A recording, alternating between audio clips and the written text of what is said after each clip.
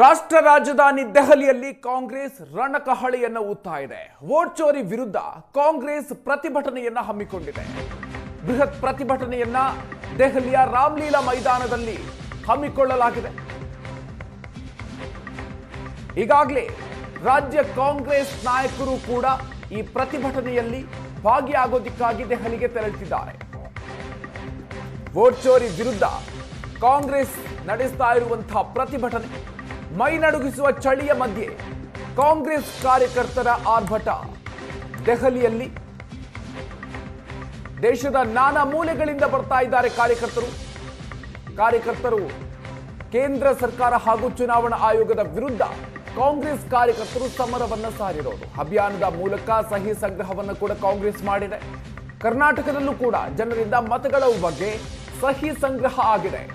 ಎಲ್ಲ ಸಚಿವರು, ಶಾಸಕರು, ಪರಿಷತ್ ಸದಸ್ಯರು, ಅಧ್ಯಕ್ಷರುಗಳು ಕೂಡ ಭಾಗಿಯಾಗ್ತಿದ್ದಾರೆ. ರಾಷ್ಟ್ರ ರಾಜಧಾನಿ ದೆಹಲಿ ಇವತ್ತು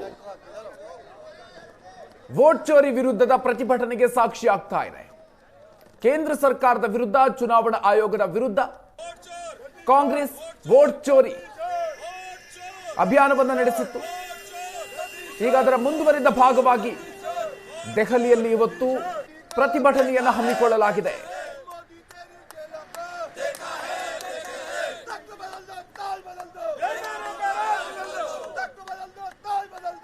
ವೋಟ್ ಚೋರಿ ವಿರುದ್ಧ ಬೃಹತ್ ಪ್ರತಿಭಟನೆಯನ್ನ ಕಾಂಗ್ರೆಸ್ ಹಮ್ಮಿಕೊಂಡಿದ್ದು ರಾಮಲೀಲಾ ಮೈದಾನದಲ್ಲಿ ಎಲ್ಲಾ ರೀತಿಯಲ್ಲೂ ಕೂಡ ಸಿದ್ಧತೆಗಳು ಆಗಿದೆ. ರಾಜ್ಯದಿಂದ ಮುಖ್ಯಮಂತ್ರಿಗಳು, ಉಪಮುಖ್ಯಮಂತ್ರಿಗಳು ಸೇರಿದಂತೆ ಪ್ರಮುಖ ನಾಯಕರು ಈ ಒಂದು ಪ್ರತಿಭಟನೆಯಲ್ಲಿ ಭಾಗಿಯಾಗ್ತಿದ್ದಾರೆ.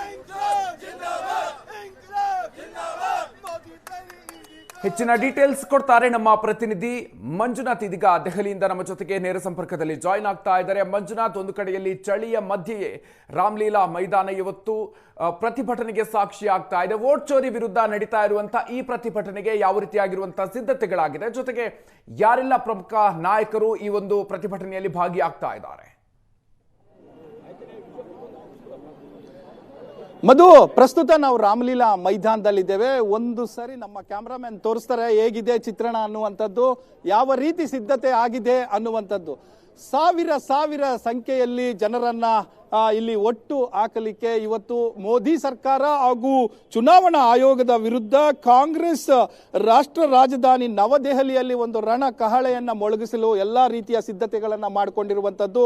ರಾಮಲೀಲಾ ಮೈದಾನದಲ್ಲಿ ದೇಶಾದ್ಯಂತ ಕಾಂಗ್ರೆಸ್ ಕಾರ್ಯಕರ್ತರು, ನಾಯಕರು, ಮುಖಂಡರು ಎಲ್ಲರೂ ಕೂಡ ಇಲ್ಲಿಗೆ ಬರ್ತಾರೆ. ಇದಕ್ಕೆ ಒಂದು ಅಂದ್ರೆ ಮೋದಿ ಸರ್ಕಾರಕ್ಕೆ ಮತ್ತು ಚುನಾವಣಾ ಆಯೋಗ ಏನಿದೆ, ಆಯೋಗದ ಕ್ರಮವನ್ನ ಇವತ್ತು ಮತ್ತೊಮ್ಮೆ ಬಹಿರಂಗವಾಗಿ ಏನು ಖಂಡಿಸುವಂತಹ ಒಂದು ಕೆಲಸ, ದೊಡ್ಡ ಮಟ್ಟದಲ್ಲಿ ರ್ಯಾಲಿ ಮಾಡಲಿಕ್ಕೆ ಕಾಂಗ್ರೆಸ್ ನಿರ್ಧಾರ ಮಾಡಿರುವಂತದ್ದು. ಪಾರ್ಲಿಮೆಂಟ್ ಅಲ್ಲೂ ಕೂಡ 2 ದಿನಗಳ ಕಾಲ ವಿರೋಧ ಪಕ್ಷವಾಗಿ ಇದನ್ನ ಪ್ರತಿಭಟಿಸಿದ್ದು ನಾವು ನೋಡಬಹುದು. ಸೊ ಈಗ ನಮ್ಮ ಜೊತೆ ಮಾತನಾಡಲಿಕ್ಕೆ ಇದರ ಕುರಿತು ಏನು ಕರ್ನಾಟಕದ ಮುಖಂಡರಾಗಿರುವಂತಹ ಬಿ ವಿ ಶ್ರೀನಿವಾಸ್ ಅವರಿದ್ದಾರೆ.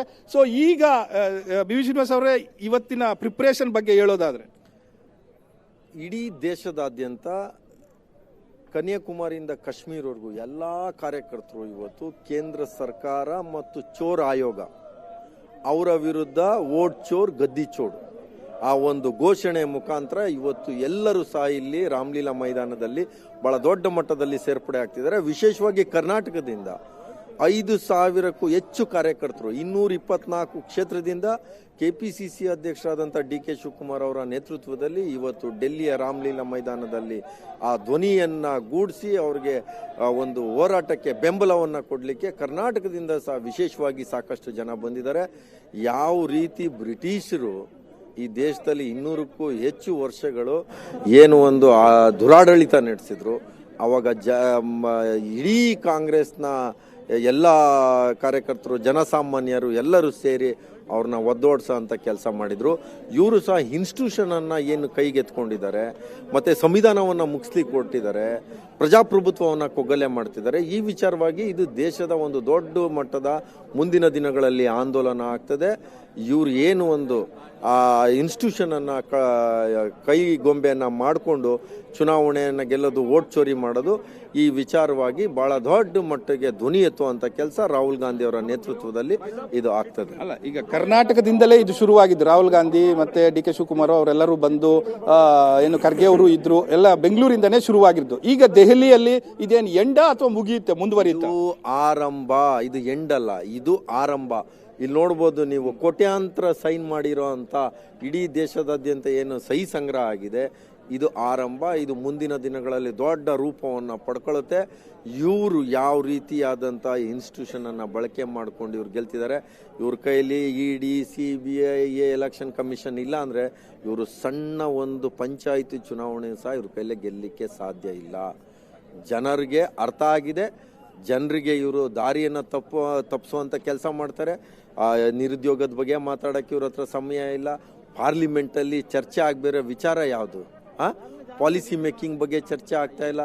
ಕರ್ನಾಟಕಕ್ಕೆ ಬರೋ ಅನುದಾನದ ಬಗ್ಗೆ ಇವ್ರದ್ದು ಚರ್ಚೆ ಆಗಲ್ಲ. ಅಲ್ಲೇನು ಒಂದೇ ಮಾತ್ರ ಬಗ್ಗೆ ಚರ್ಚೆ ಮಾಡ್ತಾರೆ.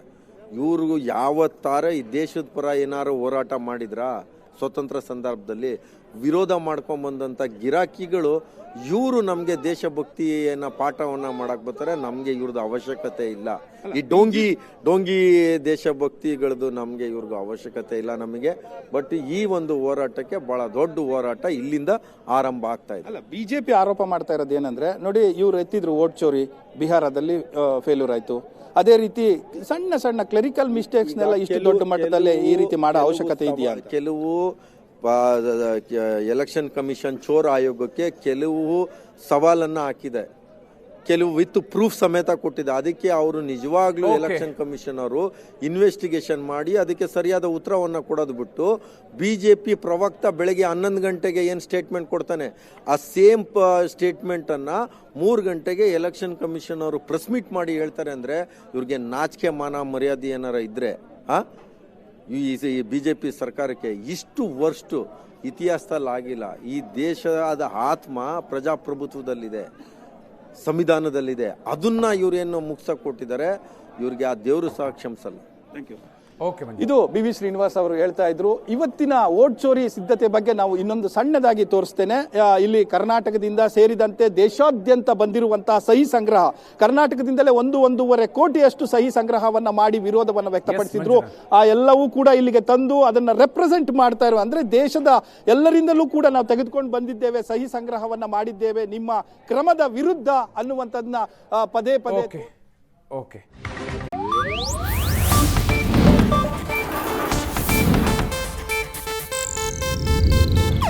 ಇದು ಏಷ್ಯಾನೆಟ್ ನ್ಯೂಸ್ ನೆಟ್ವರ್ಕ್ ಪ್ರಸ್ತುತಿ.